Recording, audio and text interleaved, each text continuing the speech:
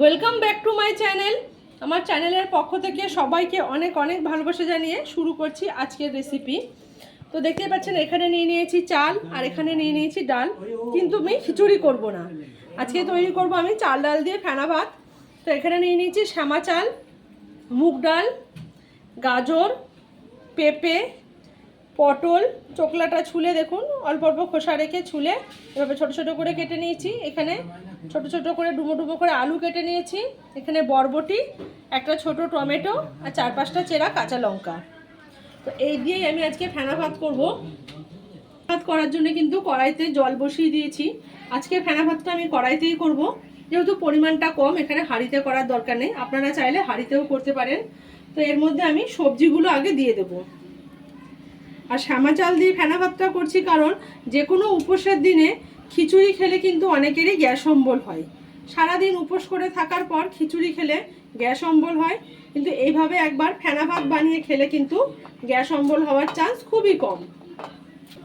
আর যেহেতু এই ফেনা ভাতে আমি পেঁপে ব্যবহার করছি, পেঁপে কিন্তু হজমে খুবই ভালো আর গ্যাস অম্বল কিন্তু হয় না, এটা আমরা সবাই জানি। তাই সারাদিন উপোস করে থাকার পর কিন্তু এরকম একটা ফেনা ভাত কিন্তু আমরা খেতেই পারি। দিয়ে দিচ্ছি গাজর, বরবটি, এই সব দিয়ে এর মধ্যে দিয়ে দেবো আমি পরিমাণ মতো লবণ। চাল ডালটা এখনই দেবো না, জলটা ফুটে গেলে ডালটা দেবো। আচ্ছা, দিয়ে দিচ্ছি লবণ। লবণটা একটু বেশি পরিমাণে দিচ্ছি, কেন সবজিগুলো সেদ্ধ হবে, আবার চাল ডালটাও দেবো। এখানে কিন্তু আমি আর ভাত খাওয়ার সময় লবণটা ব্যবহার করব না, সেই পরিমাণ বেশি করেই দিয়ে দিলাম। সব দিয়ে নেড়ে দিচ্ছি হওয়ার জন্য। একটা থালা দিয়ে ঢাকা দিয়ে দিচ্ছি। এবার ঢাকাটা খুলছি।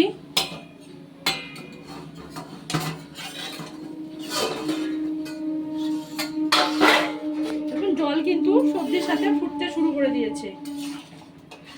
আপনারা চাইলে কিন্তু এখানে আরো অন্যরকম সবজিও দিতে পারেন আপনাদের পছন্দের মতন, যেমন ধরো ঝিঙে, তারপরে এখানে মিষ্টি কুমড়ো, যার কাছে যেরকম সবজি থাকবে।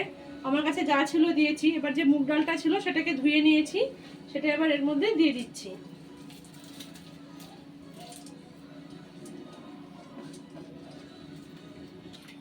এটা একবার নেড়ে দিচ্ছি।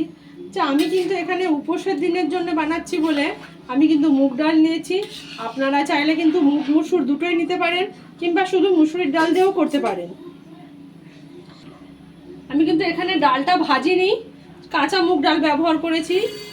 মুগ ডাল কিন্তু ভেজে খেলে বেশি গ্যাস অম্বল হয়, কাঁচা মুগ ডালে কিন্তু অতটা গ্যাস অম্বল হয় না। তাই আপনারা চাইলে ডাল ভেজেও নিতে পারেন, নাও ভাজতে পারেন। এবার এই ডাল আর সবজি জল দিয়ে সমস্তটা ফুটে ওঠার অপেক্ষা করব। সেজন্য আমি এখানে আরও একবার এটা ঢাকা দিয়ে দিচ্ছি। এবার কিন্তু ডাল দেওয়ার পরে এটা ফুটে গেছে, ঢাকাটা খুলে নিচ্ছি। এবার সবজি দিয়ে কিন্তু ডাল দিয়ে খুব ভালোভাবে ফুটে গেছে। যেহেতু শ্যামা চাল সেজন্য আমি একটু পরে দিচ্ছি, কিন্তু আপনারা যদি অন্য যে কোনো চাল দিয়ে করেন তখন কিন্তু চাল ডাল সব একসাথেই দিয়ে দেবেন সবজির সাথে। শ্যামা চাল সেদ্ধ হতে খুব একটা সময় লাগে না, তাই চালটা একটু পরে দিচ্ছি। এবার এই ফুটে যাওয়ার পরে আমি দিয়ে দেবো ধুয়ে নেওয়া শ্যামা চাল। আমি কিন্তু চালটা খুব ভালোভাবে ধুয়ে নিয়েছি 4-5 বার জল বদলে বদলে।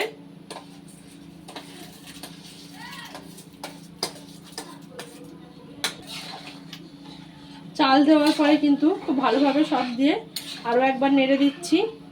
আর আমি কিন্তু প্রথমেই পরিমাণ মতো লবণ এখানে দিয়ে দিয়েছি। আর এবারে দিয়ে দেবো কেটে যে টমেটো আর কাঁচা লঙ্কাটা কেটে রেখেছিলাম সেটা। টমেটো যদি আপনারা কেউ না দিতে চান না দেবেন, কিন্তু দিলে এটা খেতে খারাপ লাগে না, ভালোই লাগে।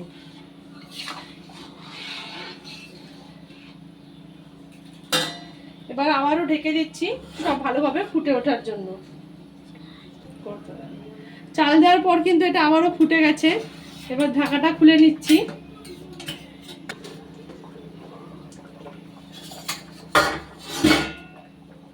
দেখুন এটা কত সুন্দর ফুটছে।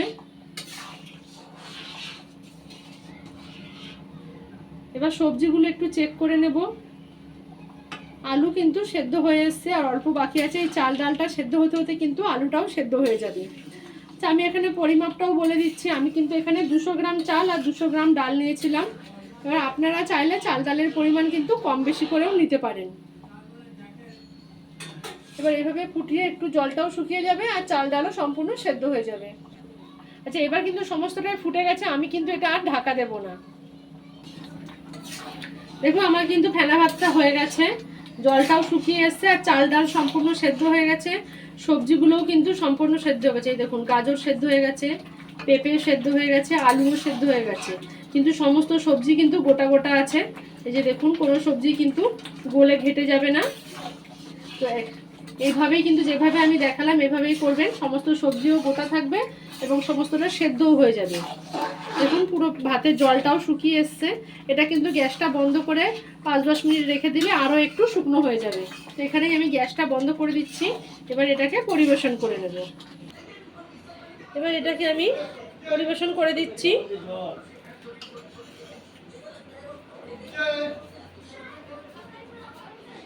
ফেনা ভাত কিন্তু গরম গরমই পরিবেশন করতে হয়, এটা গরম গরম খেতেই কিন্তু ভালো লাগবে। লঙ্কাটা এবার ওপর থেকে দিয়ে দিচ্ছি 1 চামচ ঘি।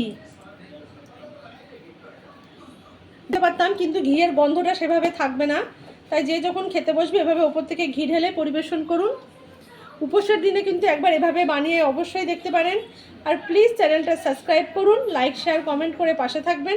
আর রেসিপিটা কেমন লাগলো অবশ্যই কমেন্ট করে জানাবেন। সবাইকে অনেক ধন্যবাদ।